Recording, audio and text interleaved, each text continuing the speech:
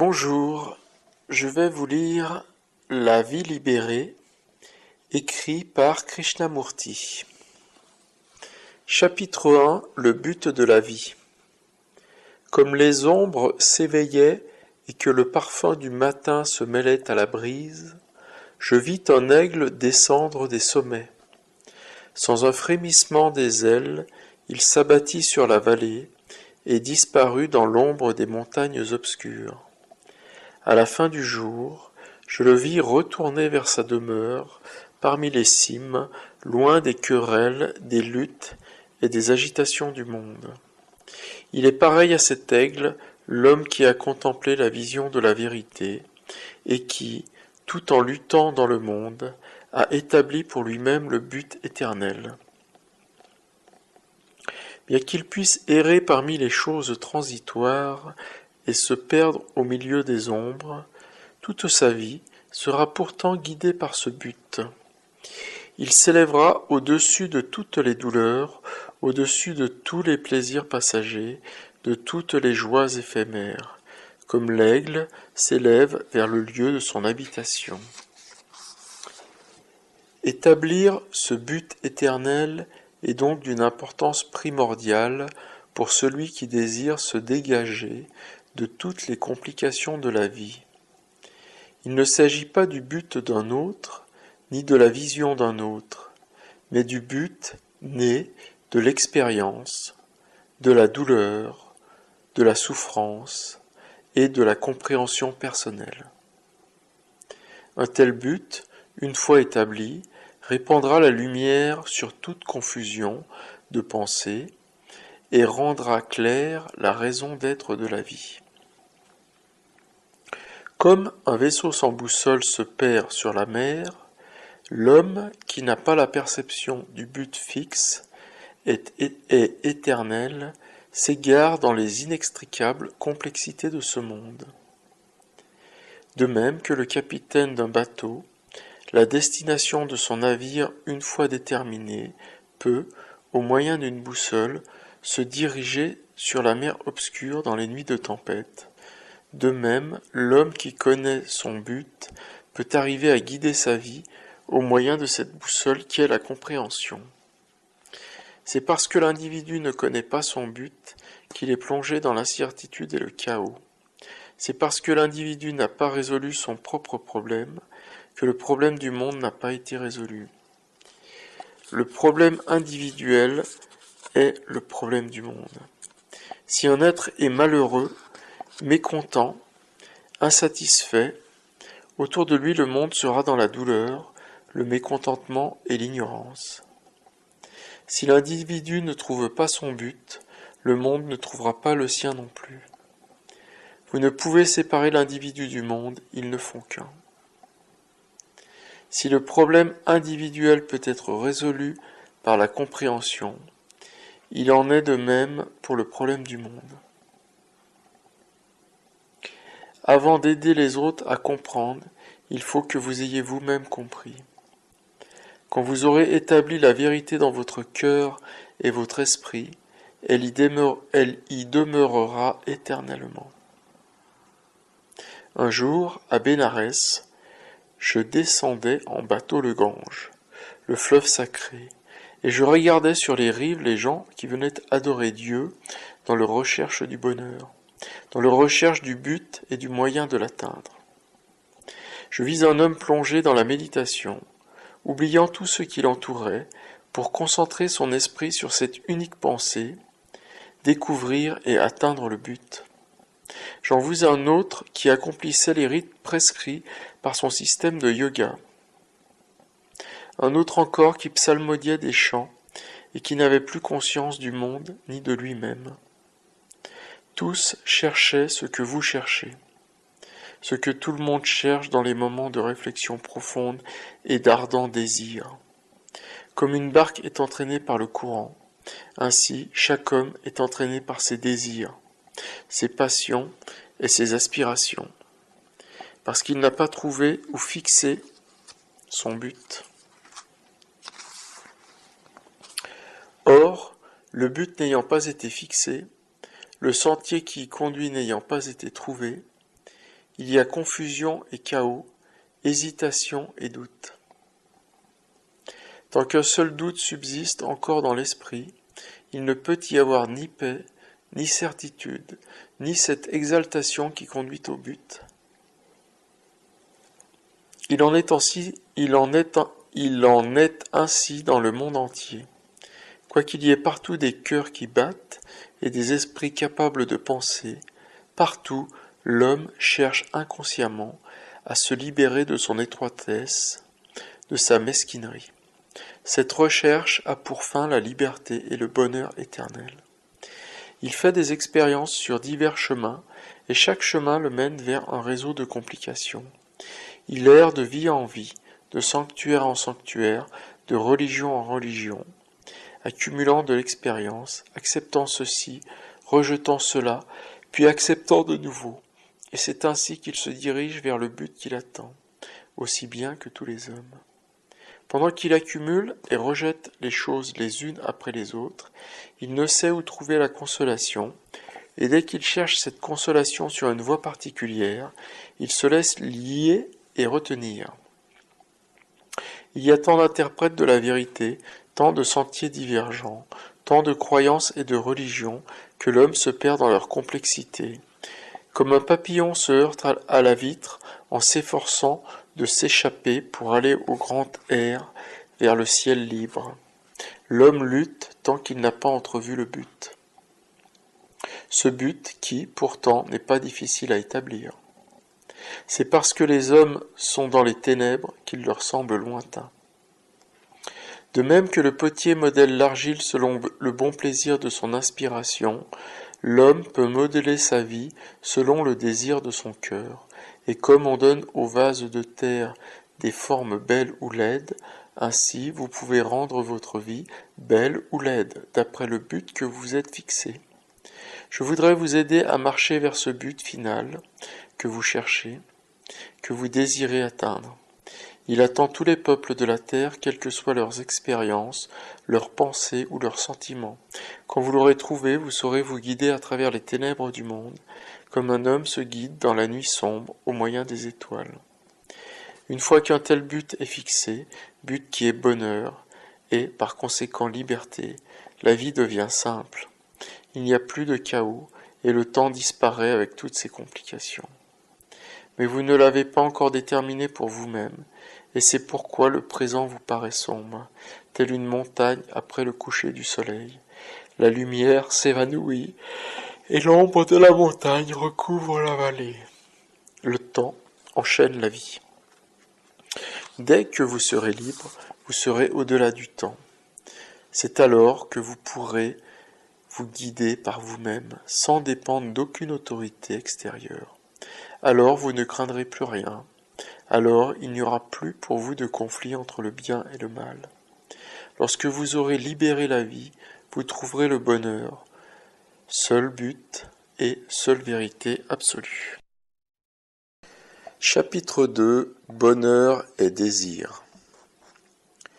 Parce que l'homme a oublié que son but véritable est de cultiver le bonheur en lui-même et en ceux qui l'entourent, la confusion et le chaos règnent, et ses actions ne font qu'ajouter à ce chaos. À quoi aspire-t-il de toutes ses forces ? Au bonheur. Le véritable bonheur n'est ni égoïste, ni négatif, il est intelligent, il est le résultat de toutes les expériences, il est la vérité qui est éternelle. Aucun nuage ne peut le cacher, aucun chagrin le diminuer. C'est ce bonheur que j'ai toujours désiré. J'ai vu des gens écrasés par le labeur, accomplissant de grands travaux, accumulant la connaissance, cherchant de toute leur force la spiritualité, et qui, cependant, avaient oublié ce qui, seul, nourrit le cœur et donne la vie à l'esprit, le bonheur. Il ne peut y avoir de santé que dans le bonheur.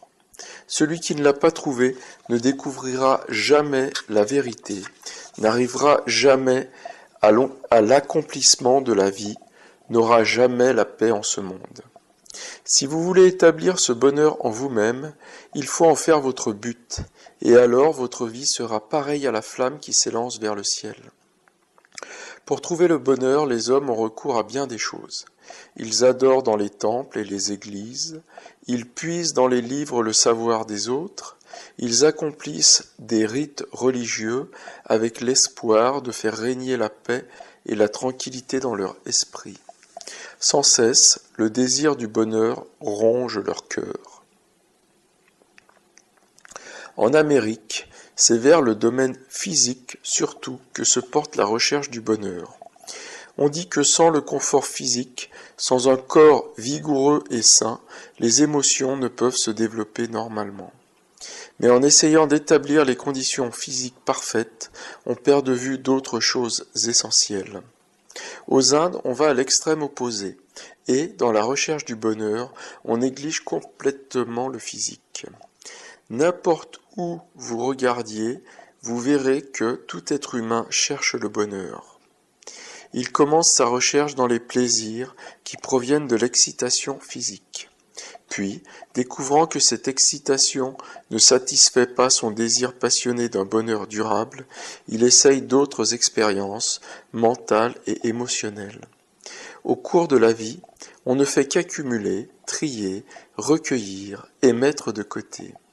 Ce que vous avez recueilli, vous le rejetez ensuite, et plus vous rejetez de choses, plus vous vous approchez de la libération.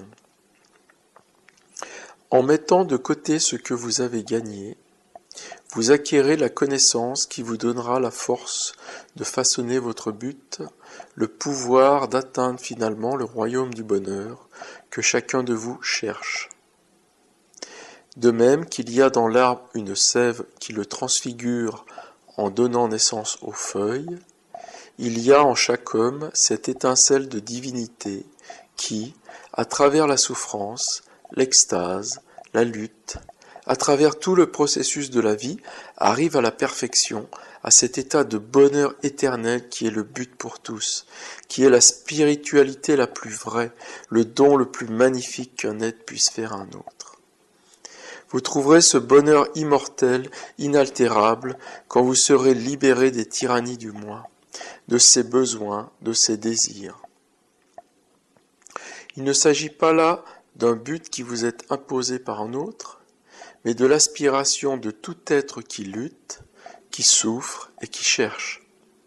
C'est l'étincelle de cette aspiration qui se transforme en flamme et devient une partie de la flamme éternelle. Et lorsque vous êtes capable de vous perdre dans cette flamme, vous êtes dans le royaume du bonheur. Chacun doit découvrir son propre moyen de parvenir au but. Il n'y a pas d'autre vérité, pas d'autre Dieu que le but que chacun établit en lui-même et qui ne peut être détruit par le souffle de l'homme, ni par les caprices passagers d'aucun Dieu. De quelle façon pouvez-vous atteindre ce but et garder ce bonheur dans votre cœur éternellement? Si vous réfléchissez, vous reconnaîtrez qu'il y a en tout homme 3 êtres différents: l'intelligence, les émotions et le corps.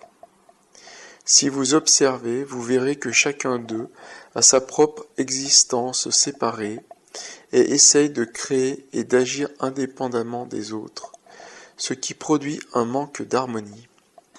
Le bonheur absolu n'est possible que lorsque l'harmonie est établie entre les 3.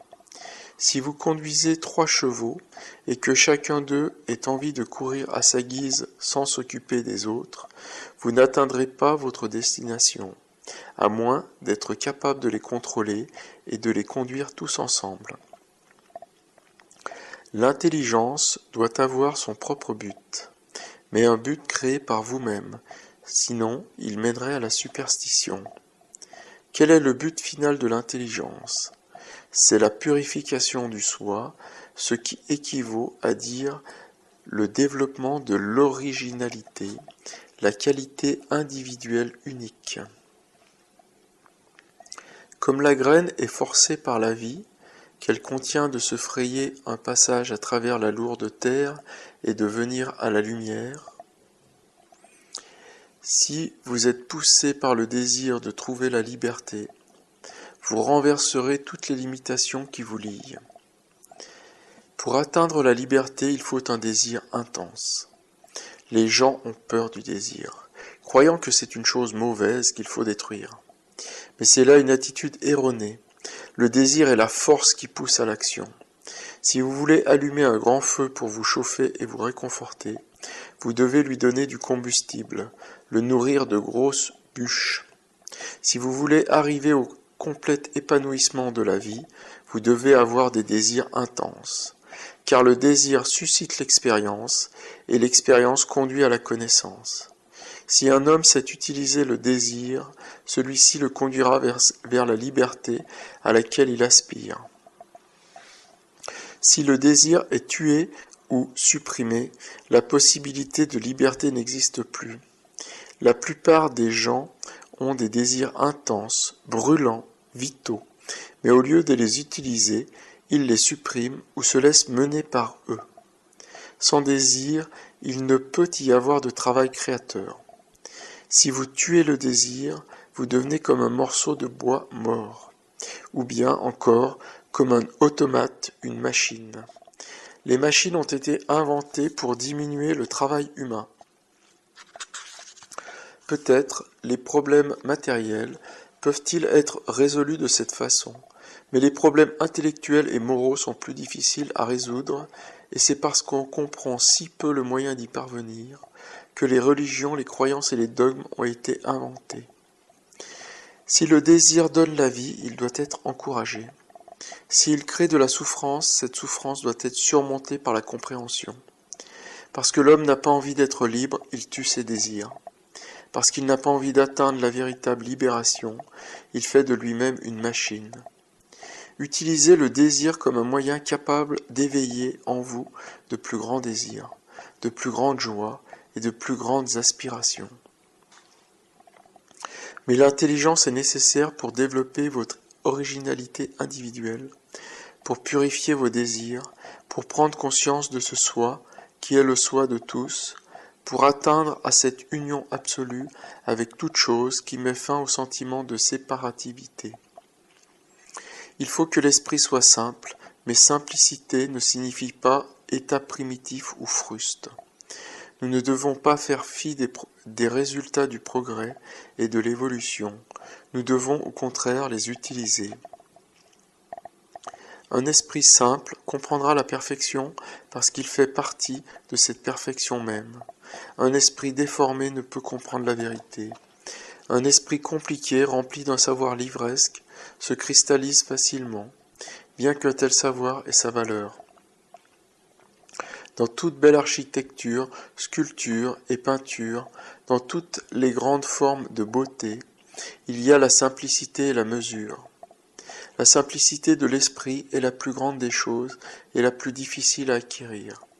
Pour être simple, vous devez avoir eu de grandes expériences. La simplicité véritable est la plus haute forme de la spiritualité. Quel est le but final des émotions ? C'est un détachement plein d'affection.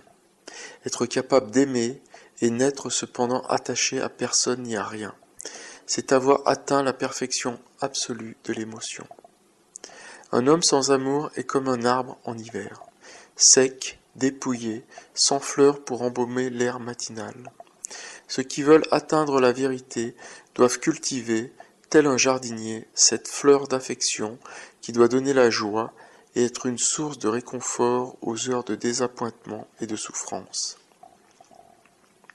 L'amour, si exigeant, jaloux, tyrannique ou égoïste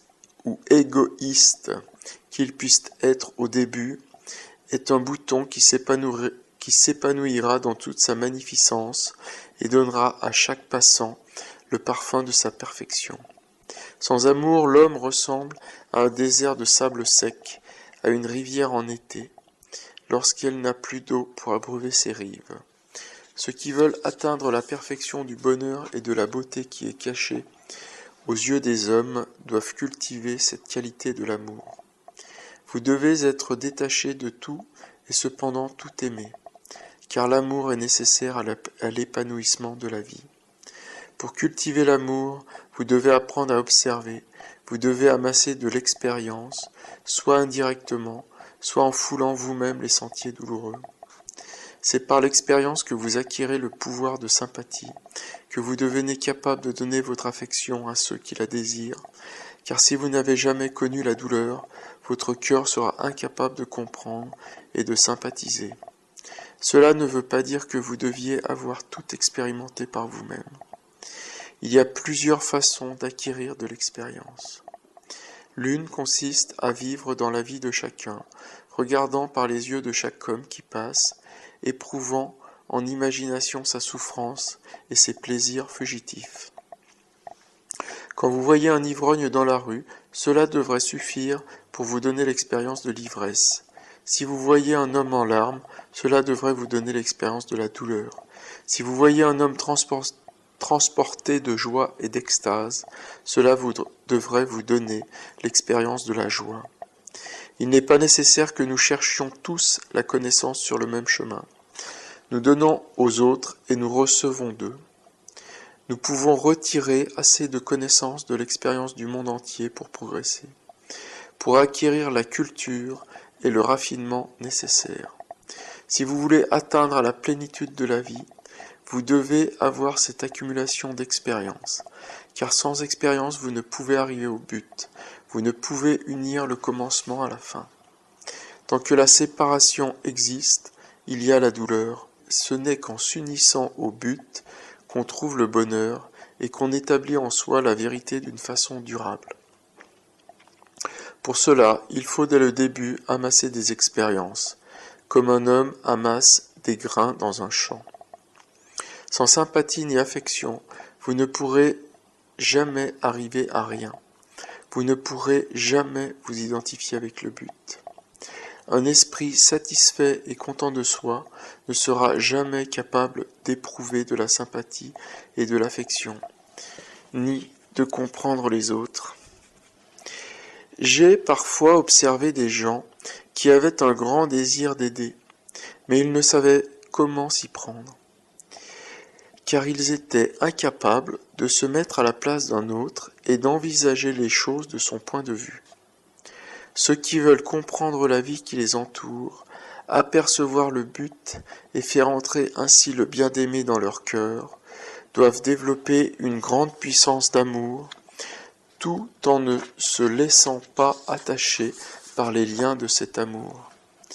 Ils doivent éprouver une immense sympathie, et pourtant ne pas être enchaînés par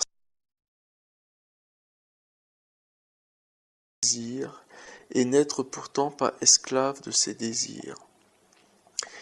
Quel est le but final pour le corps? La beauté. Dans le monde entier, tous cherchent la beauté, mais ils la cherchent sans comprendre. Il est essentiel que le corps soit beau, mais il ne faut pas qu'il soit uniquement une belle enveloppe, vide de belles pensées et de beaux sentiments. Il faut une discipline, le contrôle, mais non la suppression. Voilà les principes essentiels à l'harmonie des trois êtres qui se trouvent en chacun de nous. Le désir d'être libre, le désir d'échapper à toute chose, ou plutôt de s'élever au-dessus d'elle, est nécessaire pour atteindre la perfection. Vous ne pouvez vous libérer que si votre intelligence et votre cœur ont choisi un but dans la vie et s'efforcent continuellement d'y parvenir, sans jamais céder en rien à ceux qui dressent des barrières entre vous et ce but. Pour atteindre la perfection, pour s'avancer vers le but de la vérité, qui est le bonheur éternel pour tous, il est indispensable, quel que soit le degré d'évolution où vous vous trouviez, que vous vous soyez débarrassé de toute tradition étroite et assujettissante, née d'une foi aveugle et sans contact avec la vie. Lorsque viennent les pluies, seuls ceux qui ont préparé leurs champs et arraché les mauvaises herbes recueillent tout le fruit de leur travail et tout le bienfait des averses. De même, si vous voulez que le bien-aimé soit toujours avec vous, vous devez arracher de votre intelligence et de votre cœur les idées compliquées, les traditions et les vues étroites, ces mauvaises herbes qui tuent la compréhension. Car sans compréhension, il n'y a pas de coopération avec la vie. Chapitre 3 Compréhension. La compréhension est aussi nécessaire au bien-être de l'esprit et du cœur qu'un beau feu par une nuit froide. Les gens s'imaginent qu'ils peuvent atteindre la perfection miraculeusement et qu'ils peuvent trouver la vérité par les pratiques extérieures du culte pour découvrir leur but en répétant continuellement des prières et des chants ou en se livrant à la yoga, au puja et à d'autres rites.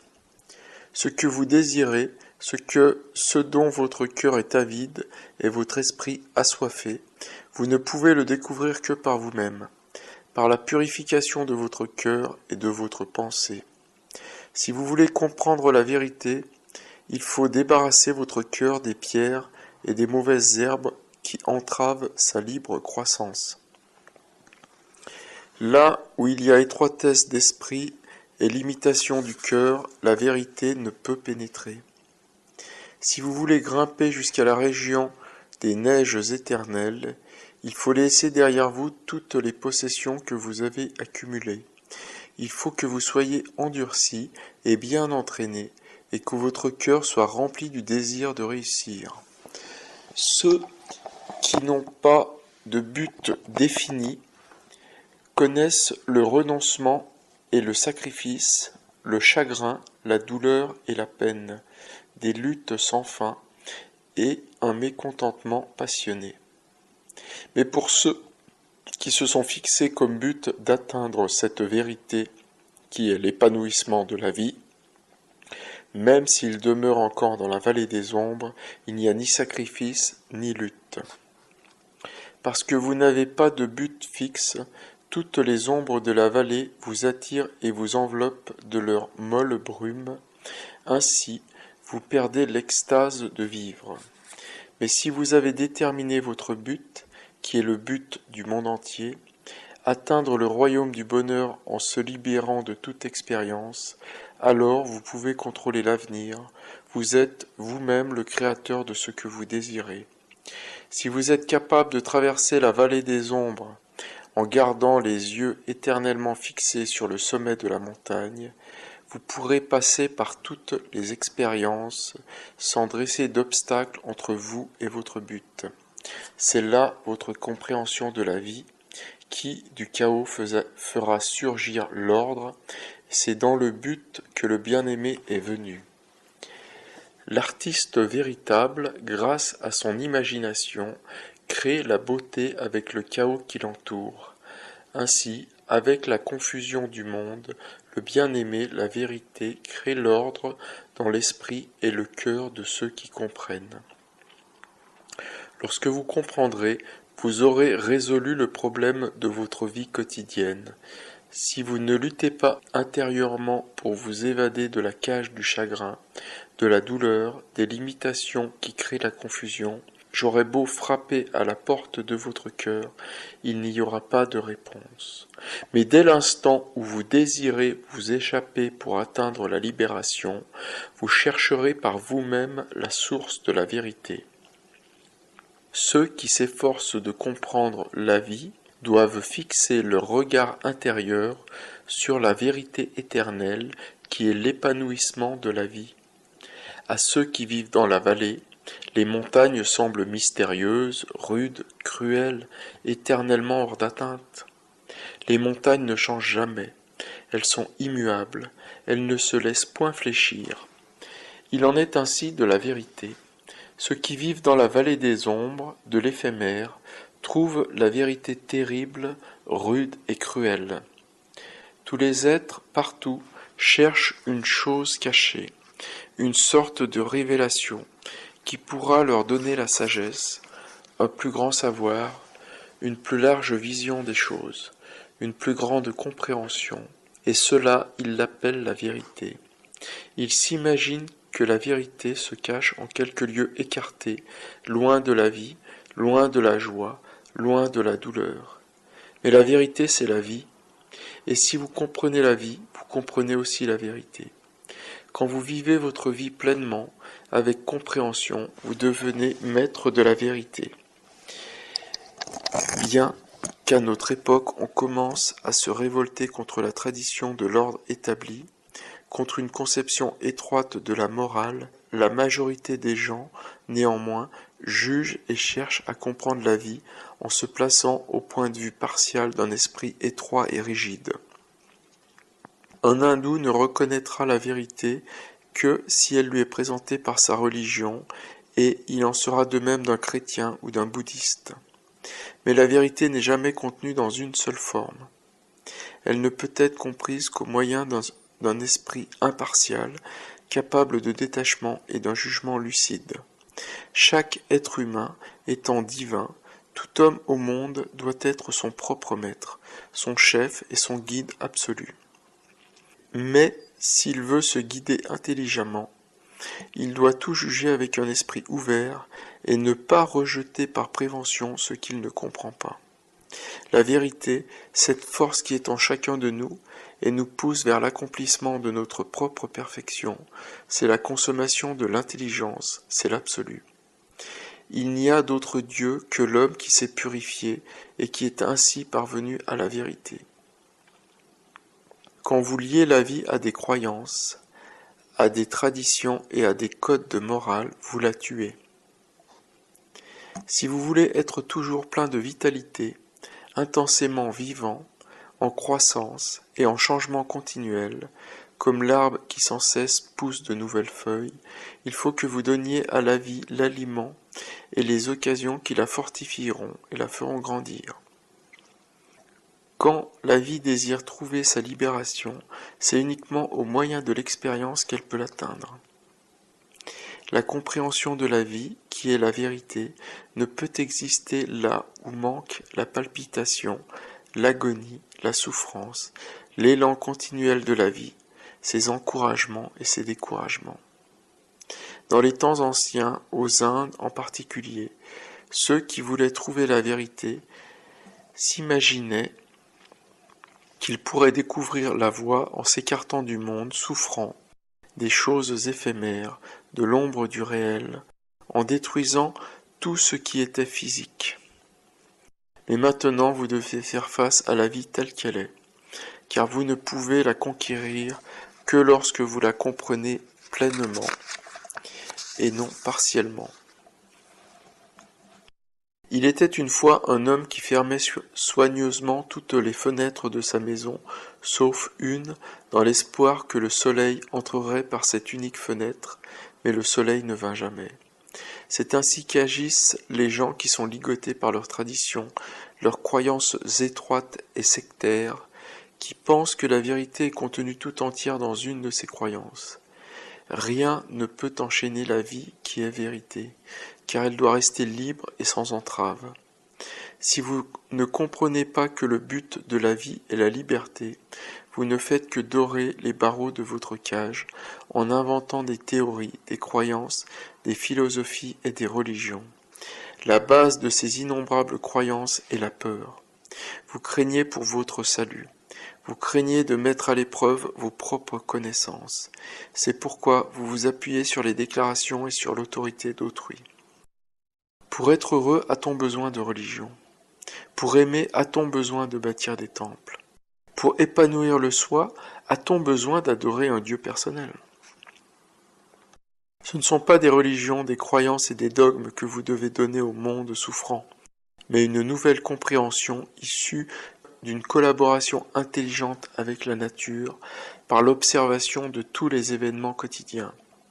Ceux qui veulent comprendre la vérité, qui veulent donner leur cœur et leur intelligence à cette vérité, doivent tout d'abord avoir grandi en expérience. Alors l'expérience les guidera, car elle donne l'intelligence, et l'intelligence est le résultat de l'expérience accumulée. La trame de la vie est tissée de choses ordinaires, et les choses ordinaires sont l'expérience. Que chaque événement, que chaque activité de votre vie quotidienne soit pour vous un enseignement, et assimilez l'expérience à tout instant du jour. Vous allez dans les temples, dans les églises ou en d'autres lieux consacrés au culte, et vous vous imaginez que là vous êtes purifié. Mais cette purification résiste-t-elle à l'épreuve de la vie journalière ? Vos théories, votre connaissance superficielle de la vie ne vous aident pas dans les moments de crise. Quand la mort vient et vous enlève votre ami, vos croyances et vos théories ne vous aident pas à triompher de votre solitude et du sentiment de la séparation. Ce n'est que si le poison de la séparation a été détruit que vous en triompherez. Et vous ne pouvez le détruire qu'en observant les autres, lorsqu'ils sont dans la peine, la douleur ou la joie, et en découvrant ainsi qu'il y a unité dans la souffrance aussi bien que dans la joie. Nul autre que vous-même ne peut développer la puissance qui est en vous, car elle grandit par l'expérience. Mais l'expérience seule, quand le but que vous vous proposez ne lui donne pas une direction, n'engendre que le chaos. Ce chaos qui règne en ce moment dans le monde. Si l'on ne comprend pas le but de la vie, il y a forcément du chaos. Ce qui est nécessaire avant tout pour ceux qui cherchent à comprendre le véritable bonheur, c'est d'aspirer passionnément à être libérés de toute chose, à acquérir la liberté qui appartient à ceux qui n'ont plus besoin d'aucune expérience, parce qu'ils ont traversé toutes les expériences. Si vous voulez comprendre ce que j'appelle la liberté de la vie, il faut vous fixer à vous-même le but qui est la libération de tout, même de la vie. Pour comprendre la vie, il faut que vous soyez révolté, insatisfait, profondément mécontent.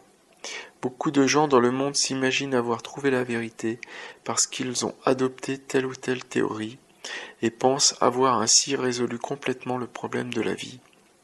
Le contentement sans la compréhension est comme un étang couvert d'une mousse verdâtre et qui ne peut refléter le visage lumineux du ciel.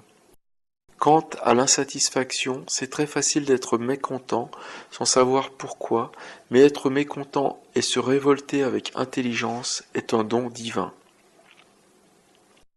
La révolte accompagnée d'intelligence et de compréhension est pareille à une grande rivière pleine de force. La révolte est essentielle pour nous permettre d'échapper aux limites étroites des traditions et à l'influence paralysante des croyances et des théories. Si vous voulez comprendre la vérité, vous devez être en révolte pour échapper à tout cela, aux livres, aux théories, aux dieux, aux superstitions, à tout ce qui n'est pas réellement vôtre. Si vous voulez comprendre le sens de mes paroles, rejetez toutes vos conceptions d'intellectuels de la vie et recommencez depuis le commencement. Vous verrez alors par vous-même comment agit la vie, comment la vie, résumée de toute expérience, parle par cette voie que nous appelons l'intuition, et qui nous guide et nous aide le long du sentier qui monte. Je voudrais vous pousser à être libre, libérés des dieux même que vous adorez, des êtres même qui vous sont chers, parce que la liberté est nécessaire à la croissance de l'âme, et que sans liberté tout se corrompt. Parce que vous ne désirez pas être libre, vous cherchez le réconfort, et ce réconfort est semblable à l'ombre d'un arbre. Il change d'un moment à l'autre selon le soleil. Ceux qui cherchent à être réconfortés doivent errer de place en place. Le réconfort et la compréhension ne peuvent demeurer ensemble. L'homme qui cherche le réconfort, la satisfaction du moment, ne trouvera jamais la joie vraie et durable. Le réconfort passager est semblable à ces fleurs qui, nées du matin, se fanent à la fin du jour. Lorsqu'un étang n'est effleuré par aucune brise, l'eau y devient stagnante, et aucun animal n'y étanche sa soif. Mais quand un vent frais souffle sur sa surface, les hommes et les animaux peuvent s'y désaltérer. De même, il n'y a pas en vous, tel un vent frais, le désir de vous libérer de toute chose.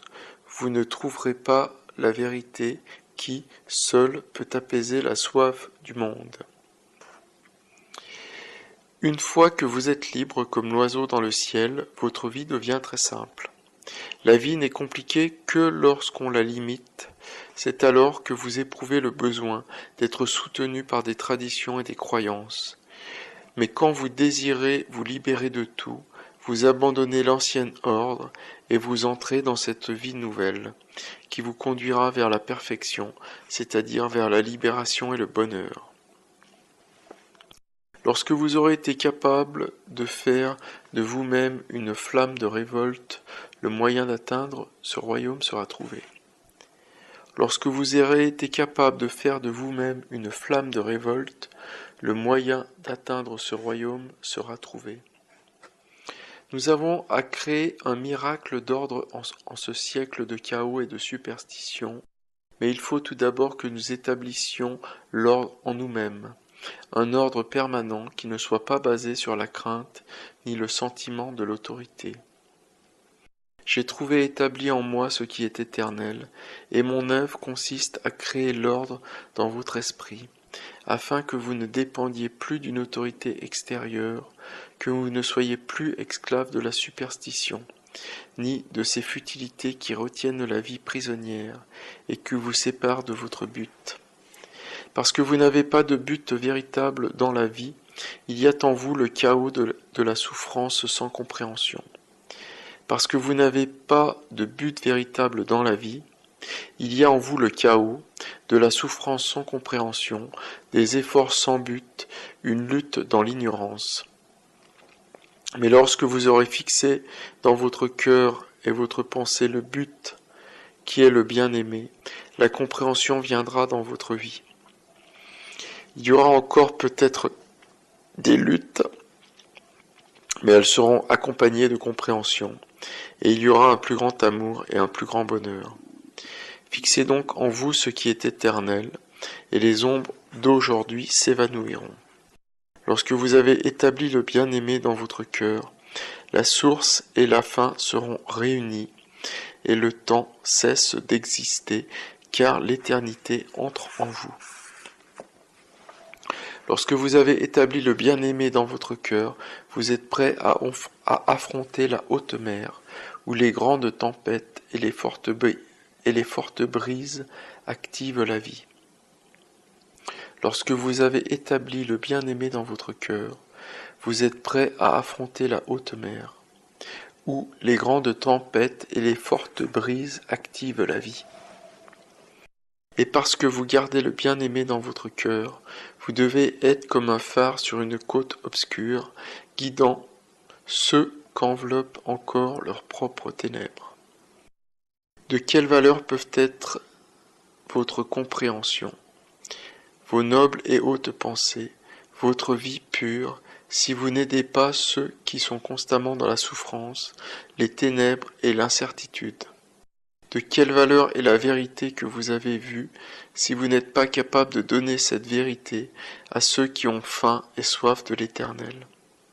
Parce que vous avez compris, agissez courageusement, en accord avec votre compréhension, et donnez de votre vie à ceux qui sont dans les ténèbres.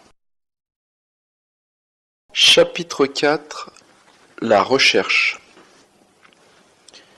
Si vous voulez avoir une image claire de la vie, vous devez, en faisant avec discernement le tri de vos nombreuses expériences, acquérir une connaissance qui vous aidera à atteindre votre but.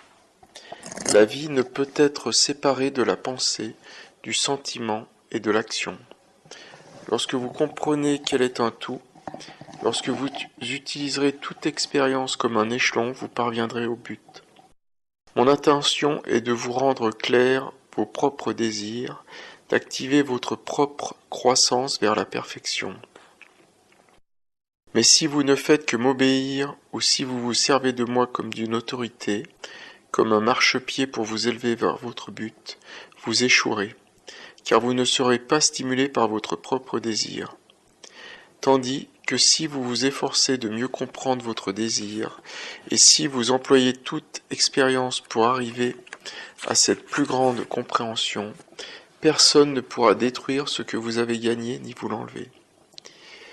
Comme une étincelle sort du feu et peut à son tour allumer une grande flamme qui monte vers le ciel, l'étincelle du désir habite en vous, et je voudrais la rendre toujours plus forte, afin que vous puissiez allumer pour vous-même le feu nécessaire à l'épanouissement de la vie. Suivre un autre, quel qu'il soit, est pour moi la négation même de ce que je tiens pour vrai. L'adoration, et surtout l'adoration des personnes, est contraire à toutes mes idées. Et si vous me considérez comme une autorité, lorsque ma forme physique disparaîtra, vous serez de nouveau attaché à la même roue de l'imitation. Je ne veux pas de sectateurs, je ne veux pas de disciples, je ne veux ni louange ni adoration d'aucune sorte, je n'ai besoin de rien ni de personne. Il est passé le temps où l'on quittait le monde pour se réfugier dans un lieu isolé ou dans un monastère. Le moment de la vie largement ouverte et de la claire compréhension est venu. Et je voudrais vous parler de cette compréhension que j'ai trouvée.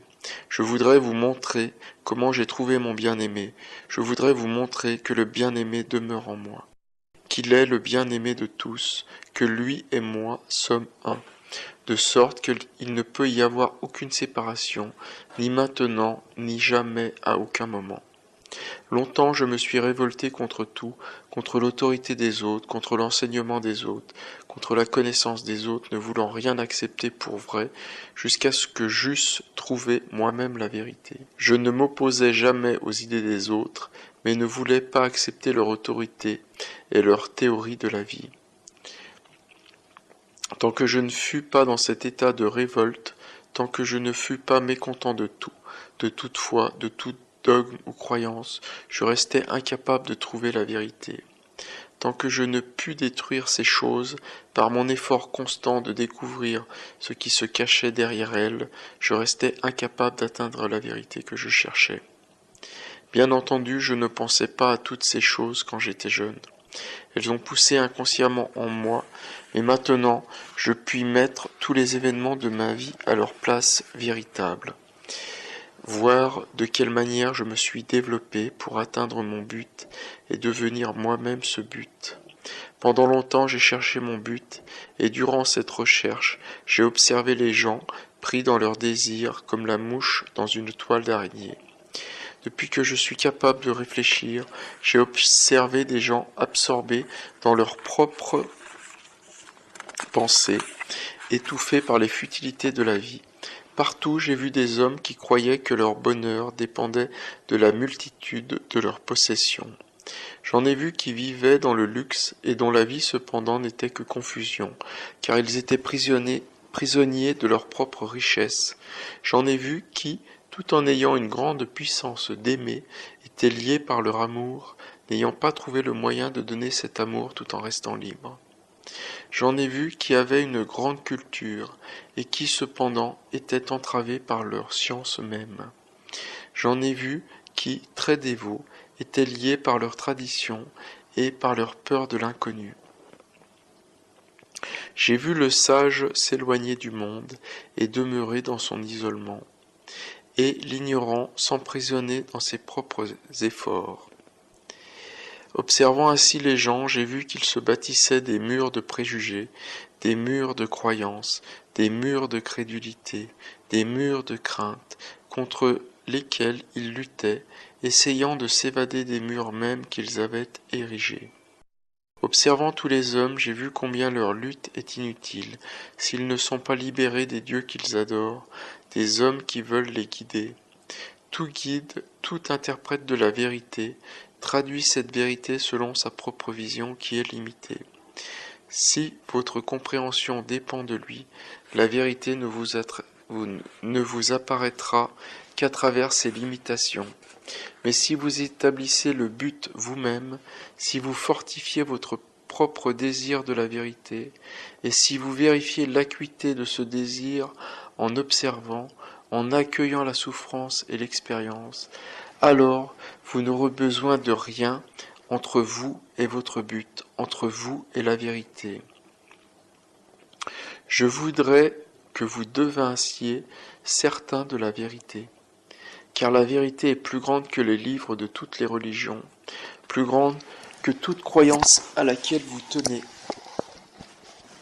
Mais parce que vous ne comprenez pas, elle vous semble quelque chose d'effrayant, un ennemi à vaincre, et c'est parce que vous avez peur que vous cherchez un médiateur. Si votre cœur est pur et votre esprit compréhensif, vous n'avez pas besoin de gourou, de médiateur qui, inévitablement, conditionne et limite la vérité. Depuis mon enfance, j'ai toujours observé ces choses, et je ne me suis jamais laissé prendre par elles.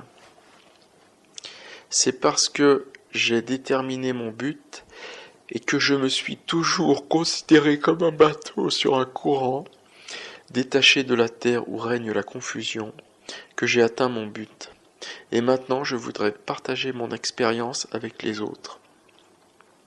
Je voudrais aider ceux qui sont dans la confusion à devenir simples de cœur et d'esprit dans leur désir de parvenir au but. Petit garçon, j'étais déjà, ainsi que le sont où devraient l'être la plupart des jeunes, dans un état de révolte. Rien ne me satisfaisait. J'écoutais, j'observais, je cherchais quelque chose au-delà des phrases, au-delà de la maya des mots. Je voulais découvrir et établir mon but moi-même. Je ne voulais me reposer sur personne. Je ne me rappelle pas le temps où l'on essayait de former mon adolescence, mais lorsque je regarde en arrière, je vois que rien ne m'a jamais satisfait. Quand je suis allé pour la première fois en Europe, j'ai vécu parmi des personnes riches et bien élevées, de hautes positions sociales, mais malgré leur rang et leur situation, elles ne purent me contenter. Je me révoltais aussi contre les théosophes, avec tout leur jargon, leurs théories, leurs conférences et leurs explications de la vie. Lorsque j'allais à une réunion, les conférences ne faisaient que répéter des idées qui ne me satisfaisaient pas et ne me rendaient pas heureux. J'assistais de moins en moins aux réunions. Je vis dans de moins en moins de personnes qui ne faisaient que répéter les idées théosophiques. Je mettais tout en question parce que je voulais trouver par moi-même. Je parcourais les rues, observant les visages de gens qui, eux-mêmes, m'observaient peut-être avec un intérêt plus grand encore. J'allais au théâtre, je voyais comment les gens s'amusaient, essayant d'oublier qu'ils n'étaient pas heureux, croyant résoudre leurs problèmes en donnant à leur cœur et à leur esprit le remède d'une excitation toute superficielle. Je vis des gens possédant des pouvoirs politiques, sociaux ou religieux, et, cependant, ils n'avaient pas dans leur vie cette chose essentielle, le bonheur. J'assistais à des réunions socialistes, communistes, et j'écoutais parler les chefs. Généralement, ils protestaient contre quelque chose. Ces réunions m'intéressaient, mais ne me satisfaisaient point. En observant les différents types d'humanité, les uns après les autres, j'acquis indirectement de l'expérience. En chacun, je vis qu'il y avait en puissance un volcan de souffrance et de mécontentement. Je passais d'un plaisir à un autre, d'un amusement à un autre, dans ma recherche d'un bonheur que je ne trouvais pas. J'observais les plaisirs des jeunes, leurs danses, leurs vêtements, leurs excentricités, et je vis qu'ils n'étaient pas heureux du bonheur que je cherchais. J'observais les gens qui ne possédaient presque rien et qui voulaient démolir ce que les autres avaient bâti. Ils croyaient résoudre les problèmes de la vie en démolissant pour rebâtir autrement, et ils étaient malheureux. Je vis des personnes désirant servir, aller dans les quartiers pauvres et malfamés. Elles voulaient aider, mais elles-mêmes avaient besoin d'aide. Comment peut-on guérir quelqu'un d'un mal dont on est soi-même atteint ? Je vis des gens se complaire dans une stagnation improductive stérile. Des gens du type bourgeois qui jamais ne luttent pour s'élever au-dessus du niveau ordinaire de la vie ou qui, tombant au-dessous de ce niveau, en ressentent tout le poids. Je lus des livres de philosophie, de religion, des biographies de grands hommes, et je n'y trouvais pas ce que j'y cherchais. Je voulais arriver à avoir une attitude si sûre, si positive envers la vie, que rien ne pourrait plus jamais m'ébranler. Je me rendis aux Indes et je vis que, là aussi, les gens faisaient fausse route. Ils restaient attachés étroitement aux anciennes traditions. Ils traitaient cruellement les femmes, tout en se disant très religieux et en couvrant leur visage de cendres. Les Indes ont beau posséder les livres les plus sacrés du monde, les philosophies les plus grandes, de merveilleux temples anciens, rien de tout cela ne put me donner ce que je cherchais. Ni en Europe, ni aux Indes, je ne pus trouver le bonheur. Cependant, je continuais à chercher ce bonheur qui, je le savais, devait exister. Ce n'était pas chez moi une simple conviction intellectuelle ou sentimentale. C'était comme le sentiment d'une perfection cachée, qui ne peut être décrite, mais de l'existence de laquelle on est sûr. Vous ne pouvez demander à un bouton de fleur comment il s'ouvre, comment il répand son parfum, à quelle heure de la matinée il s'épanouit au soleil. Si vous observez attentivement, intensément, vous découvrirez par vous-même la beauté cachée de la perfection. N'ayant toujours pas trouvé le but déterminé qui donne la joie de vivre, je me rendis en Californie. Je dus y aller par la force des circonstances, mon frère étant malade. Nous menâmes là, dans une petite maison au milieu des collines, une vie complètement retirée, faisant tout par nous-mêmes. Si vous voulez découvrir la vérité, il faut vous éloigner du monde pendant quelque temps. Dans ce coin isolé, mon frère et moi causions beaucoup ensemble. Nous méditions, essayant de comprendre, car la méditation du cœur est compréhension. Là, je rentrai tout naturellement en moi-même, et je compris que tant que je n'aurais pas un but défini dans la vie, je serais ballotté comme le reste de l'humanité, tel un bateau sur une mer démontée. Avec cette idée en tête, rejetant toutes les choses secondaires, je déterminai volontairement mon but, je voulus entrer dans le bonheur éternel, je voulus devenir le but même. Je voulus boire la source de vie, je voulus réunir le commencement et la fin. Mon but devint mon bien-aimé, et ce bien-aimé est la vie de toute chose. Je voulus détruire la séparation qui existe entre l'homme et son but. Je me dis que tant qu'il y aurait ce vide de séparation entre moi-même et mon but, il y aurait souffrance, trouble et doute, et une autorité à laquelle je devais obéir, à laquelle je devais céder. Tant qu'il y a séparation entre vous et moi, nous ne pouvons être heureux. Aussi commençai-je à détruire toutes les barrières que j'avais élevées jusque-là. Je commençai à rejeter, à abandonner, à écarter tout ce que j'avais amassé, et petit à petit je me rapprochais de mon but. L'expérience que m'apporta la mort de mon frère fut très grande. Je ne parle pas de la souffrance, celle-ci est momentanée, tandis que la joie de l'expérience demeure. Si vous arrivez à comprendre justement la vie, la mort devient une expérience au moyen de laquelle vous pouvez construire votre maison de perfection, votre maison de bonheur. Le néant de la séparation existait encore en moi au moment où mon frère mourut. Je le vis 1 ou 2 fois après sa mort, mais cela ne me suffit point. Si vous êtes seul, comment pouvez-vous être heureux ? Vous pouvez inventer des phrases, avoir des connaissances puisées dans les livres, mais tant que le sentiment de la séparation et de la solitude subsiste en vous, il y a souffrance. Voulant établir la vie en moi-même, voulant devenir un avec le but, je luttais. La vie n'est que lutte continuelle, accumulation incessante des fruits de l'expérience. Si vous êtes perdu par une nuit sombre et que vous vissiez briller au loin une lumière, vous vous dirigeriez vers cette lumière.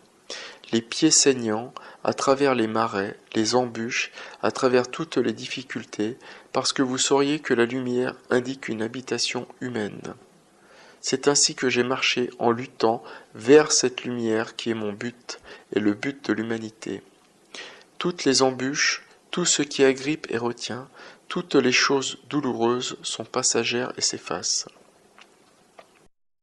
Je souffris, mais je commençai délibérément à me libérer de tout ce qui me liait, jusqu'à ce que je fusse enfin uni au bien-aimé. J'entrai dans la mer de libération et établis cette libération en moi. L'union simple avec le bien-aimé, le chemin direct qui est le chemin éternel, donne à la vie le sentiment d'extase.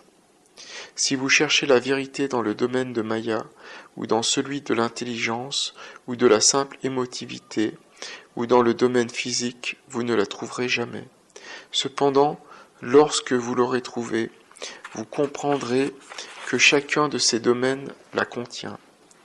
Vous ne pouvez séparer la vie d'aucune de ces expressions, mais pourtant vous devez l'en distinguer.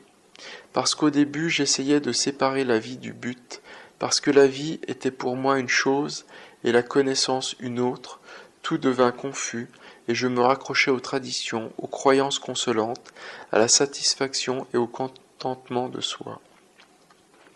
Lorsque vous percevez la lumière de votre but, elle vous guide comme, sur la côte obscure, un phare guide un bateau. Lorsque vous avez eu la vision de cette perfection, de cette beauté cachée qui ne peut être exprimée par des mots, qui est au-delà des théories intellectuelles et de la simple excitation émotive, elle sera votre guide éternel, elle répandra sa lumière sur votre chemin, et vous atteindrez le but, quelle que soit votre expérience ou votre manque d'expérience. Ce n'est pas seulement une minorité qui peut l'atteindre, tous les hommes le peuvent, à n'importe quel stade d'évolution. Vous pourrez percevoir le bien-aimé lorsque vous aurez appris à traduire les plaisirs et les peines ordinaires de la vie en termes d'éternelle vérité. Si vous arrivez à interpréter toute expérience à la lumière de votre but, vous ne ferez plus qu'un avec ce but. Parce que je suis éternellement, inséparablement uni à mon bien-aimé, qui est le bien-aimé de tous, qui est vous-même, je voudrais vous montrer le chemin, à vous qui êtes en proie à la souffrance, au chagrin et au doute. Mais je ne peux que vous indiquer la route. C'est la force de votre désir qui doit vous pousser à réussir. Il faut que vous éprouviez vous-même la souffrance et la peine.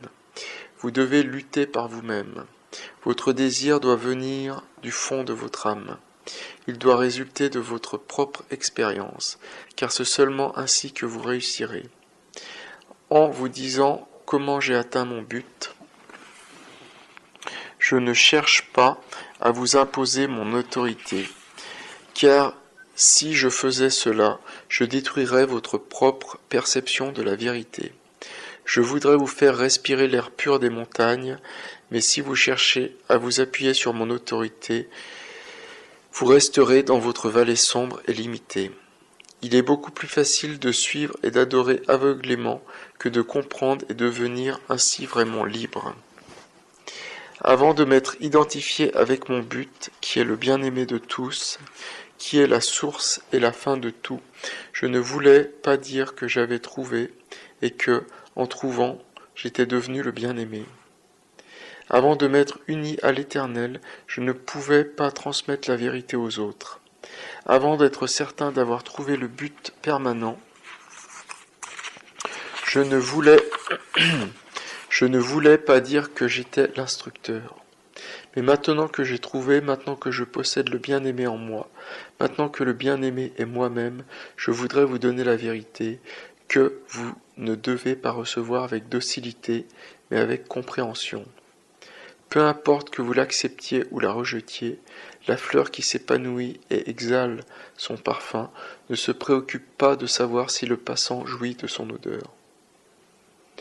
Ayant fini mon tableau, je vous demande de l'examiner en usant de votre sens critique et non aveuglément. Je souhaite que ce tableau vous donne l'envie d'en créer un vous-même. Je souhaite que vous deveniez amoureux du tableau et non du peintre, de la vérité et non de celui qui la porte. Devenez amoureux de vous-même et vous le deviendrez de tous. Il n'est pas nécessaire pour atteindre la libération d'entrer dans une organisation ou une religion quelconque qui ne ferait que vous lier, vous limiter, vous assujettir à un culte ou à une croyance particulière. Si vous aspirez à être libre, vous lutterez, comme j'ai lutté contre l'autorité sous toutes ses formes, car elle est l'antithèse de la spiritualité. Si j'usais d'autorité envers vous, et que vous reconnussiez mon autorité, cela ne vous rendrait pas libre. Vous ne feriez que suivre la liberté d'un autre, et en suivant la liberté d'un autre, vous vous liez vous-même plus étroitement à la roue de la limitation. Ne permettez pas à votre intelligence et à votre cœur de se laisser lier par rien ni par personne. Sinon, vous élèverez une autre religion, un autre temple, tout en détruisant certaines croyances, vous en érigerez de nouvelles. Ne permettez pas à votre intelligence et à votre cœur de se laisser lier par rien, ni par personne. Sinon, vous élèverez une autre religion, un autre temple, tout en détruisant certaines croyances, vous en érigerez de nouvelles. Je combats toutes les traditions qui enchaînent, toutes les adorations qui limitent, toutes les imitations qui corrompent le cœur. Si vous voulez découvrir cette liberté dont je cherche à vous montrer le chemin, vous commencerez comme je l'ai fait par le mécontentement, la rébellion, la révolte intérieure contre tout ce qui nous entoure. Vous employez fréquemment cette phrase « Nous obéirons à nos chefs ». Quels sont vos chefs ? Je n'ai jamais désiré être un chef. Je ne désire aucune autorité. Je désire que vous deveniez vos propres chefs. La vie est simple et magnifique, belle et divine. Mais vous voudriez saisir toute la beauté, toute la fraîcheur de l'aurore et de la calme nuit pour les enfermer dans un cercle étroit afin de pouvoir les adorer. Descendez un soir au bord de la mer, alors que soufflent les brises rafraîchissantes et que les brins d'herbe frémissent, alors que les grains de sable volent, que les arbres agitent leurs branches et que les vagues déferlent l'une sur l'autre. Vous voulez rassembler et fixer toute cette beauté dans les limites étroites d'un temple. Vous n'avez pas besoin de croyances pour vivre noblement, et cependant vous dites « Je dois adorer les dieux, je dois accomplir des rites, je dois aller visiter des sanctuaires, je dois suivre ceci et faire cela. C'est un éternel je dois. Vivre ainsi n'est pas vivre. Quoi que vous fassiez, n'élevez pas un autre temple autour de moi. Je ne m'y laisserai pas enfermer. Je veux être votre compagnon dans la fraîcheur de la brise. Je veux vous délivrer de vos propres limitations, vous encourager à la création individuelle, à la perfection individuelle, à l'originalité individuelle. Le soi ne peut être purifié et vraiment dépassé que lorsqu'il a développé son originalité, et non lorsqu'il est étroitement lié, enchaîné par les traditions, les formes et toutes les inutilités que vous croyez indispensables à votre bonheur. Je me souviens d'un conte écrit par un Norvégien. Le héros de cette histoire, à la recherche de la liberté et du bonheur, adopte successivement plusieurs religions, adore tel lieu après tel autre, pratique différents cultes, et pourtant il ne peut trouver ce qu'il cherche. Finalement, il se fait bouddhiste, quitte son corps et entre en nirvana. Il entre dans le nirvana des livres, et là, il aperçoit tous les dieux et de toutes les religions, assis et causant entre eux. Il lui offre un siège libre. Le héros se présente sous la forme d'une flamme, mais cette flamme n'a pas envie de se laisser prendre, et, pendant que tous les dieux essayent de le saisir, il disparaît. Les dieux ne peuvent le suivre, car les dieux mêmes sont liés. Ne vous laissez lier ni par moi ni par personne, le bonheur est en vous. J'ai voulu trouver par moi-même le but de la vie, et je l'ai trouvé sans l'autorité de personne. J'ai pénétré dans cet océan de libération et de bonheur où il n'y a ni limitation ni négation, car il est la plénitude de la vie. J'ai pénétré dans cet océan de libération et de bonheur, où il n'y a ni limitation, ni négation, car il est la plénitude de la vie. Parce que, après mon long voyage vers l'accomplissement et la perfection, j'ai enfin atteint cette perfection, et l'ai fixée dans mon cœur, parce que mon esprit est serein et libéré éternellement comme la flamme, je voudrais donner à tous la compréhension. Parce qu'après mon long voyage vers l'accomplissement et la perfection, j'ai enfin atteint cette perfection et l'ai fixée dans mon cœur, parce que mon esprit est serein et libéré éternellement comme la flamme, je voudrais donner à tous la compréhension.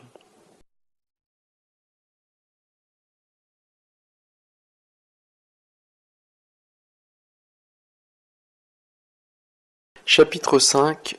Tenez-vous debout par vos propres forces. Tous les êtres au monde sont absorbés par la recherche de cette vérité qui les satisfera éternellement. Mais au cours de cette recherche, ils combattent les uns contre les autres, de sorte qu'il y a confusion, lutte et souffrance. Ils n'ont pas un but certain qui leur donnerait une direction déterminée dans la vie, et c'est pourquoi ils attendent des autres leur tranquillité, leur bonheur et leur compréhension de la vie. Comme ils reconnaissent leur faiblesse et prétendent ne pouvoir tenir debout sans s'appuyer sur autrui, des béquilles leur ont été données, mais elles ne font que les soutenir momentanément, au lieu de développer chez eux la force qui leur permettrait d'aller de l'avant, en quête des eaux pures de la vérité.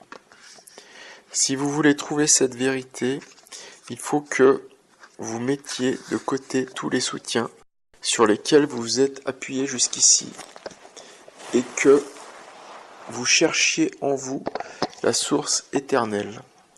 Aucun canal extérieur ne peut l'amener jusqu'à vous. Pour découvrir cette vérité qui doit vous fortifier, vous soutenir et vous guider, vous avez toujours regardé dehors. Vous l'avez cherché objectivement, et vous vous êtes égaré dans les ombres de la manifestation. C'est en vous-même que vous devez regarder pour trouver la source de vérité. Vous devez purifier votre cœur et votre pensée. C'est en vous-même que vous devez regarder pour trouver la source de vérité. Vous devez purifier votre cœur et votre pensée. Vous me dites, vous êtes différent de nous, vous avez atteint la libération, et c'est pourquoi ces appuis ne sont pas nécessaires pour vous. Non, amis, puisque vous désirez atteindre la libération, ces choses ne sont pas nécessaires non plus pour vous. C'est parce que je me suis moi-même appuyé sur des béquilles pour me soutenir que je sais qu'elles sont inutiles. Si vous aviez suivi en montagne un sentier étroit et dangereux, que vous eussiez souvent glissé et que vous eussiez dû grimper de nouveau, vous diriez certainement à vos compagnons de route « Prenez garde, ne marchez pas au bord du chemin, suivez plutôt le milieu en gardant votre équilibre. Si vous vous écartiez, vous pourriez tomber dans le précipice.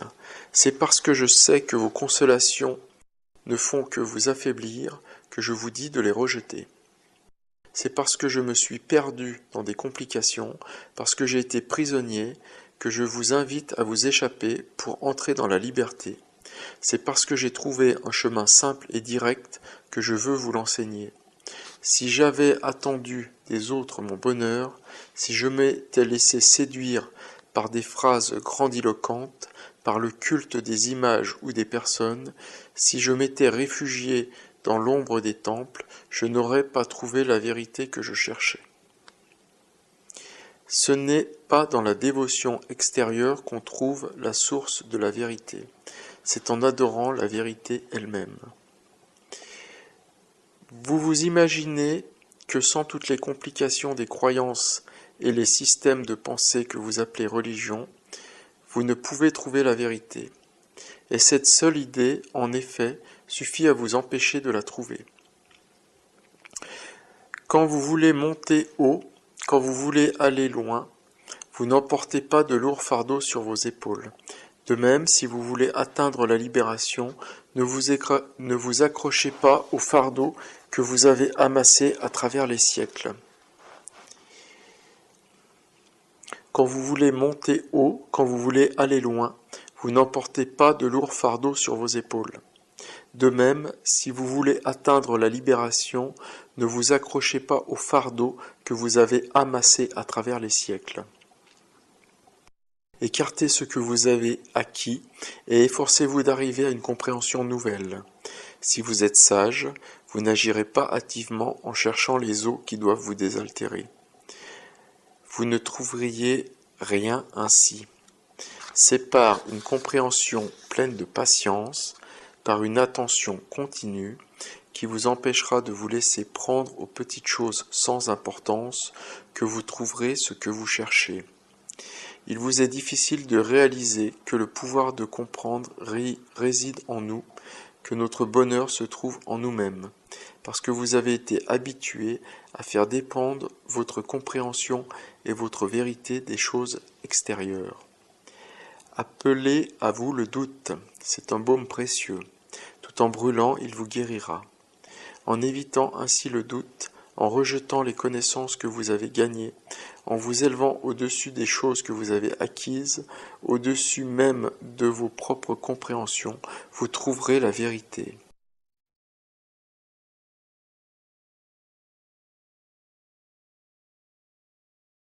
Chapitre 6. Le puits caché. Lorsque la fontaine est scellée et la source enfermée, il faut creuser profondément la terre, la bouleverser pour ouvrir la fontaine et libérer la source. Dans un but identique, il faut aussi qu'il y ait un bouleversement en vous si vous voulez trouver la vérité. Comme l'eau est cachée dans les terres arides, la vérité est cachée dans votre cœur. Je voudrais creuser en chacun de vous un puits qui vous désaltère et vous soutienne, mais pour creuser profondément, il faut déraciner beaucoup de choses. Pour avoir un grand volume d'eau, il faut ouvrir profondément la terre. Ce travail produit la révolte et les mécontentements, ainsi que la destruction des choses inutiles. Aimez la vérité pour sa propre beauté, agissez bien parce que vous le désirez vous-même, et développez la perception intérieure, qui est la compréhension véritable. Si vous suivez sans comprendre, vous trahirez la vérité. Et parce que je suis tellement attaché à cette vérité, parce que je lui suis tellement reconnaissant d'être si belle, je souhaite que vous ne la trahissiez pas. C'est pour cela que je crée en vous la révolte, que je creuse profondément pour découvrir les eaux qui vous désaltéreront, la vérité qui vous donnera l'extase dans la poursuite du but, au milieu de ce monde de confusion. Si vous ne faites que répéter après moi des phrases nouvelles à la place des anciennes, cette répétition ne vous montrera pas le chemin de la vérité. Il doit y avoir un changement vital dans l'esprit et le cœur avant que cette perception intérieure de la vérité, qui est la vraie compréhension, puisse être développée. Ne vous installez pas plus confortablement encore dans votre attitude d'esprit, déjà si pleine de quiétude. Ne vous installez pas plus confortablement encore dans votre attitude d'esprit déjà si pleine de quiétude. La satisfaction et le contentement ne conduisent pas plus à la vérité qu'ils n'apportent le bonheur. Devenez grand en développant votre originalité personnelle. Le génie d'un seul homme ne peut jamais être complet. Seul le génie issu de l'originalité individuelle de tous et que chacun a aidé à produire peut être parfait. Si vous voulez créer avec grandeur, si vous voulez que votre création dure éternellement, il faut, en comprenant la vérité, que vous développiez votre propre originalité, votre propre perfection, et non que vous imitiez la perfection d'un autre.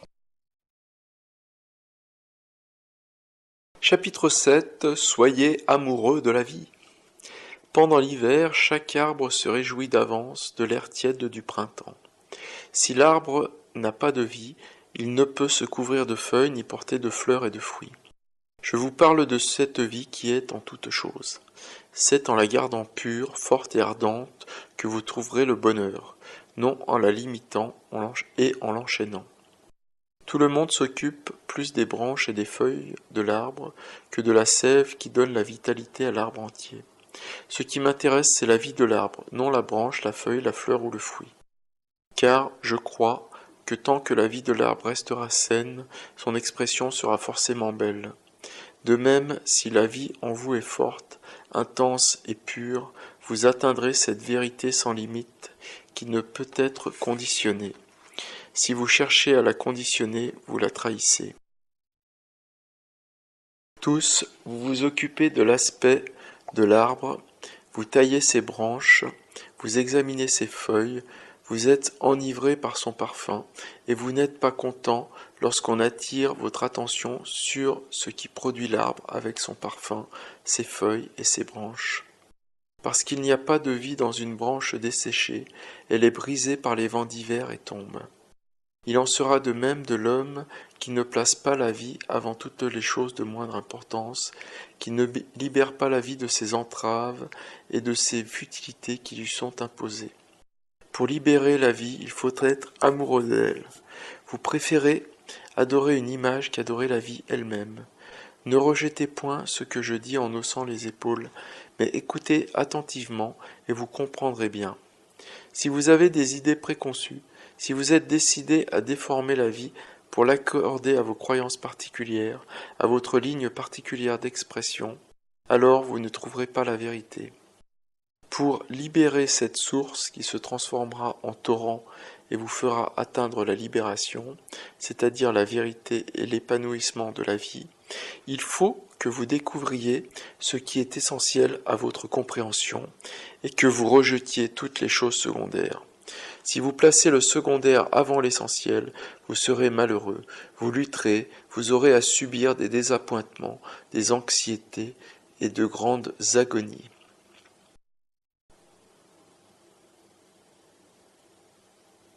Et c'est ce que vous faites tous, car pour vous, la vie et la liberté n'ont pas d'importance. Lorsque vous serez amoureux de la vie, vous appellerez à vous la souffrance, le doute, vous appellerez toutes les expériences afin de pouvoir les vaincre toutes, afin de pouvoir briser les liens dont vous avez entouré la vie. Pour trouver la vérité, vous devez renoncer à l'adoration de l'image et devenir amoureux de la vie.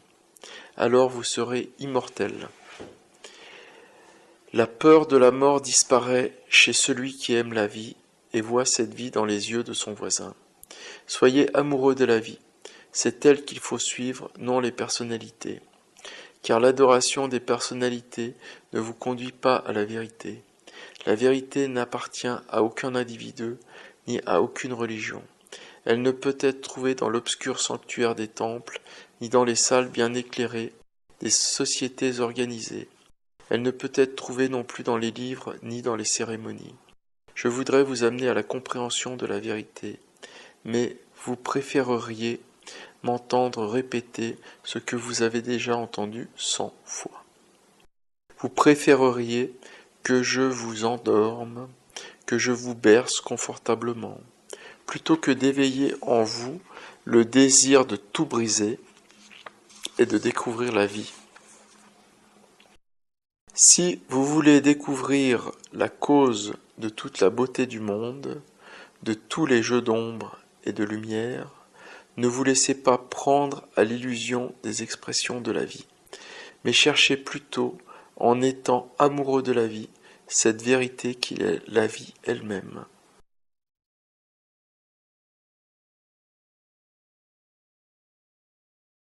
Chapitre 8 – Le temps. Pour ceux qui ont découvert la vérité et atteint l'épanouissement de la vie, qui est le bonheur et la libération, le temps et les complications du temps ont cessé. Mais ceux qui sont encore attachés au joug de l'expérience sont limités par le passé, le présent et l'avenir. Vous, qui voudriez découvrir la vérité absolue et infinie, vous devez comprendre que vous êtes le produit du passé et le résultat de votre propre création. Vous êtes l'éclosion de ce que vous avez planté jadis. Et l'homme étant le produit du passé, peut aussi régler l'avenir par ses actes d'aujourd'hui. Demain dépend d'aujourd'hui, aujourd'hui détermine donc demain. En réglant l'avenir, vous en devenez maître, vous le placez dans le présent.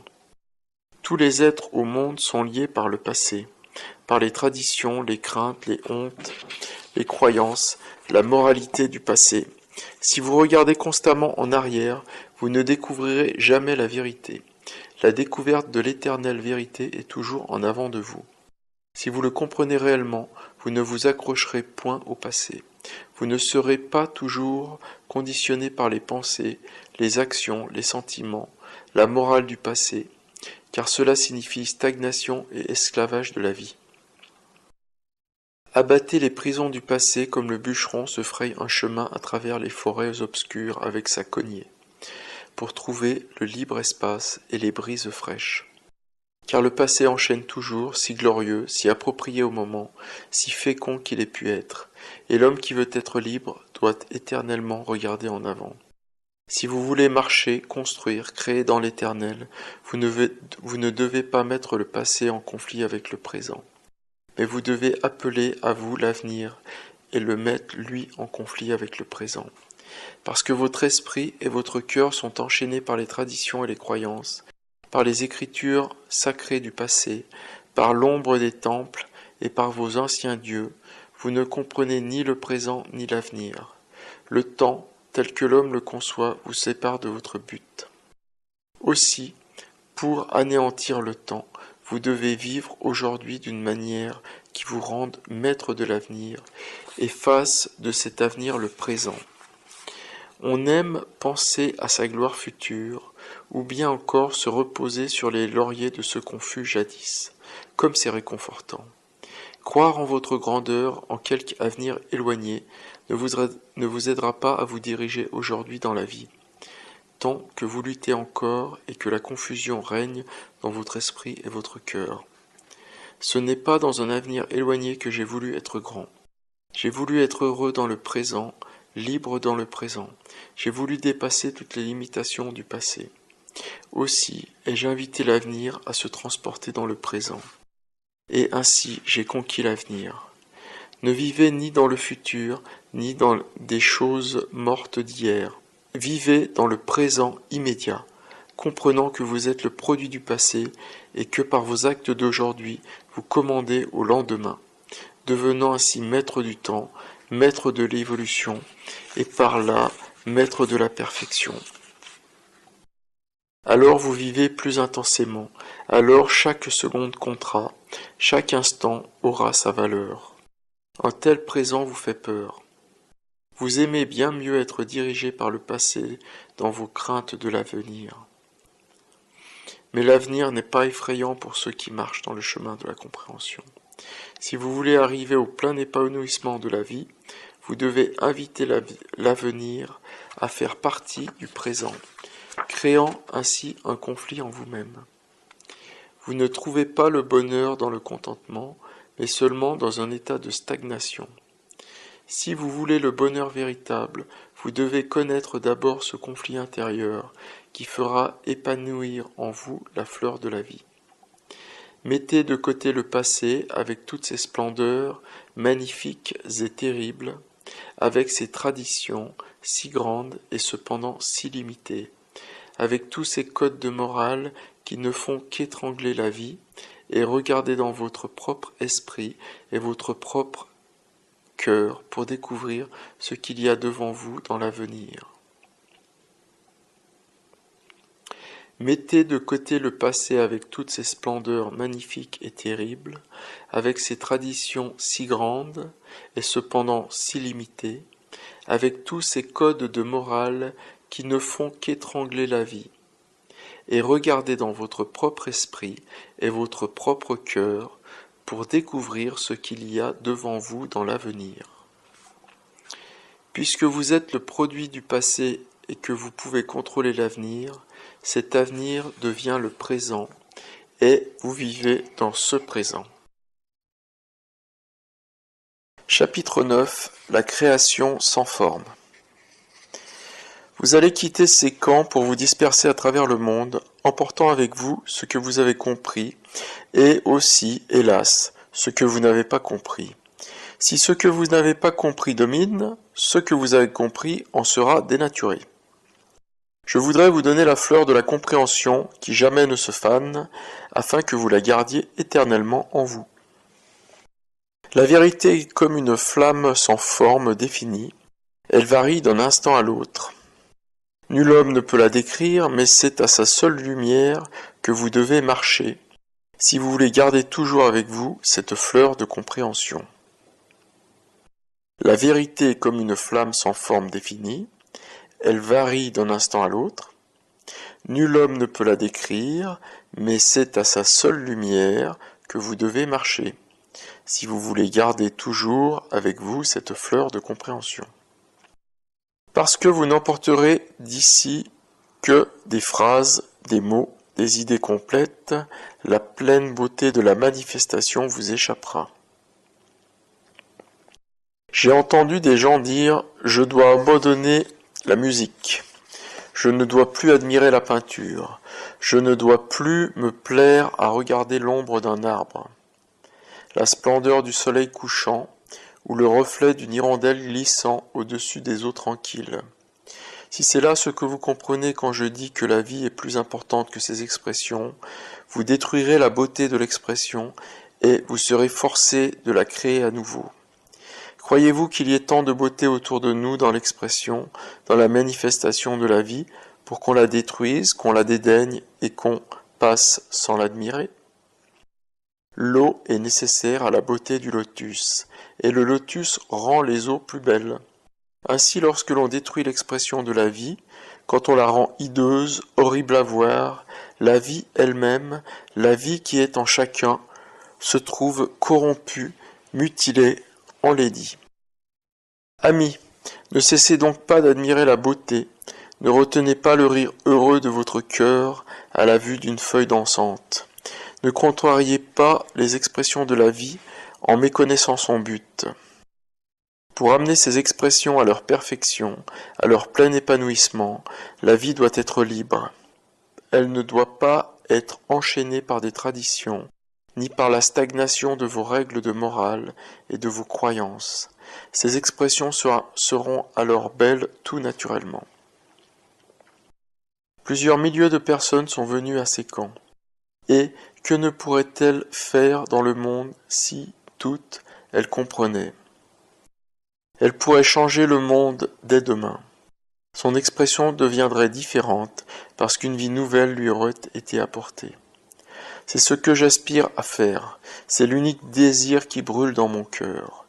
Voyant partout la tristesse et la corruption, la souffrance, la douleur, des joies éphémères et d'éphémères caprices, je voudrais éveiller la vie et l'amener à son parfait épanouissement. Vous qui partez, il faut que vous réalisiez votre responsabilité. On ne joue pas avec la vérité. Vous ne devez pas la fausser par votre manque de compréhension, mais la développer en reconnaissant pleinement le but de la vie. Si vous avez saisi une lueur de la vérité, si vous suivez le chemin de la compréhension, vous pourrez changer la pensée et le sentiment du monde. Il faut que vous changiez votre propre cœur et votre propre esprit. C'est pour cette raison que nous nous sommes réunis, c'est pour cette raison que vous avez été remués, je l'espère du moins, jusque dans les profondeurs de votre être. Vous êtes venus pour découvrir, à la lumière de la vérité, ce qui est permanent, ce qui résistera à la tempête, et pour faire la distinction entre le permanent et ce qui est insignifiant, grossier et négligeable. C'est pourquoi je vous ai demandé d'appeler à vous le doute, d'examiner avec clairvoyance tout ce que vous avez recueilli au cours des âges. L'adversité est une fournaise que tout le monde doit traverser.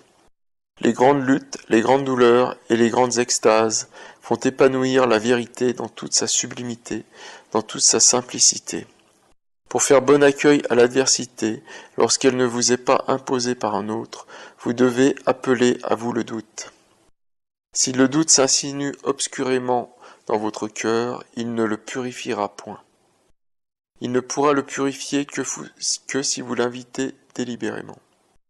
Ceux qui veulent atteindre le but avec grandeur, ceux qui veulent comprendre pleinement, doivent solliciter l'avenir et l'amener en conflit avec le fruit du passé, c'est-à-dire le présent. Mais vous ne voulez pas le faire. Toutes vos questions, toutes vos pensées et tous vos sentiments concernent le passé. Toutes les idées que je vous ai présentées, vous les avez jugées d'après le passé. Mais, amis, la vérité n'est liée ni par le passé, ni par le présent, ni par l'avenir. Pour comprendre la vérité, il faut que vous mettiez de côté tout ce que vous avez accumulé, que vous ne vous cramponniez pas avec effroi au passé, si beau qu'il ait été. Si le passé vous semble si fécond, si le passé qui est mort vous est si cher, si le passé exerce un tel attrait pour vous, pourquoi donc êtes-vous ici? Vous êtes ici parce que l'avenir vous confronte. Pour comprendre l'avenir, il faut que vous écartiez le passé et que vous placiez cet avenir dans votre cœur et votre pensée, vous attachant à lui aussi désespérément qu'un homme qui se noie désire de l'air. Pour comprendre l'avenir, il faut que vous écartiez le passé et que vous placiez cet avenir dans votre cœur et votre pensée, vous attachant à lui aussi désespérément qu'un homme qui se noie désire de l'air. Ce qui fait la gloire de l'homme, ce n'est pas seulement de vivre dans quelque avenir lointain, mais de transporter cet avenir dans le présent immédiat. Je vous le dis, amis, il y a ici quelqu'un de plus grand que vos livres, vos rites, vos religions et vos croyances. Et si vous voulez commencer à comprendre la vérité, il faut que vous mettiez de côté le passé, si heureux, si agréable, si doux qu'il ait pu être, et que vous fassiez accueil à l'avenir. Si vous vous accrochez au passé en l'adorant, vous serez pareil à ces souches mortes sur lesquelles l'eau ne peut plus ramener les pousses vertes.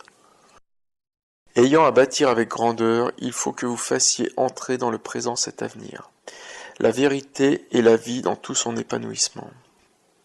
Pour créer d'une manière noble et durable, il faut que vous compreniez. C'est pourquoi je vous dis, ne suivez pas, n'obéissez pas, ne cherchez pas à être loyal envers personne, sinon envers vous-même, et vous serez ainsi loyal envers chaque être qui passe. Ne répétez pas après moi des mots que vous ne comprenez point. Ne vous faites pas un masque avec mes idées, vous ne réussiriez ainsi qu'à vous illusionner de vous-même.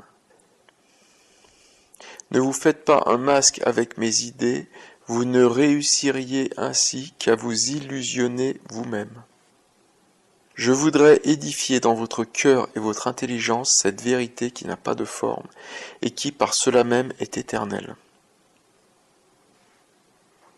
Je voudrais changer votre cœur et votre intelligence à la lumière de l'éternité.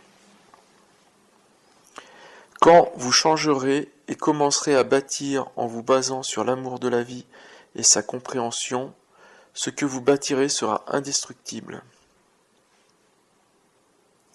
Je n'ai pas à m'occuper des moulures de la porte qui sont de simples expressions de la vie. Vous pouvez toujours changer l'expression de la vie, mais si vous voulez bâtir éternellement à la lumière de la vérité, vous ne devez pas cesser de donner votre amour à la vie et de nourrir cet amour avec des idées et une compréhension toujours nouvelle. La seule création éternelle est celle qui n'a pas de forme, celle qui est une création de la vie elle-même, non des expressions de la vie. Vous voudriez que je crée pour vous ces expressions, que je vous dicte des règles à suivre. Vous voudriez que moi, qui suis la vie, je m'inquiète des moulures de la porte? Vous n'êtes pas satisfait parce que je ne m'occupe pas des expressions et des manifestations de la vie. Vous voudriez que je m'intéresse au transitoire et non à l'éternel.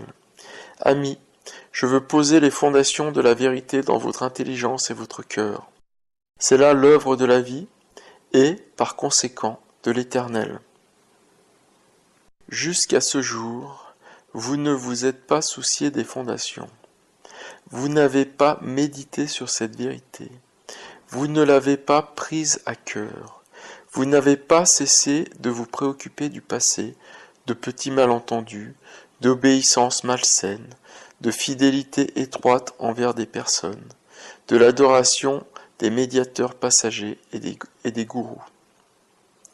Ne vaut-il pas mieux chercher l'éternelle vie qui vous nourrira à jamais, plutôt que des refuges qui changent d'instant en instant et ne peuvent vous offrir que corruption et stagnation? Croyez-moi, amis, Tout ce que je vous dis ici sort de la plénitude de mon cœur. Parce que je suis amoureux de la vie qui est en chaque être, je voudrais délivrer cette vie. Mais ce n'est pas cela que vous désirez. Vous ne désirez qu'un amour éphémère, un réconfort passager, et un baume pour calmer votre douleur momentanée.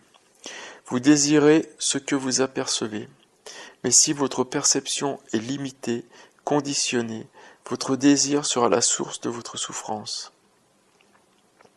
Au contraire, si rien ne limite votre perception, si elle dépasse toutes les croyances et toutes les traditions, votre désir n'aura pas de limite. Il sera la vie elle-même. Vous n'êtes pas amoureux de la vie, vous êtes amoureux du passé et la vie ne s'occupe pas du passé. La vie, comme un torrent rapide, va toujours de l'avant et ne reste jamais immobile et stagnante. Parce que quelqu'un de plus grand que toutes ces choses est avec vous, mon désir le plus cher et le plus profond est que vous compreniez de tout votre cœur, de toute votre pensée, créant ainsi la lumière qui sera votre guide, qui n'est pas la lumière d'un autre, mais la vôtre. Emportez avec vous le miroir de vérité qui reflètera votre vie, l'amour qui est détachement et la compréhension de la vérité. Parce que quelqu'un de plus grand que toutes ces choses est avec vous, mon désir le plus cher et le plus profond est que vous compreniez de tout votre cœur, de toute votre pensée, créant ainsi la lumière qui sera votre guide, qui n'est pas la lumière d'un autre, mais la vôtre. Emportez avec vous le miroir de vérité qui reflètera votre vie, l'amour qui est détachement et la compréhension de la vérité. C'était La vie libérée, écrit par Krishnamurti, première édition française 1929, titre original Life in Freedom, publié en 1928.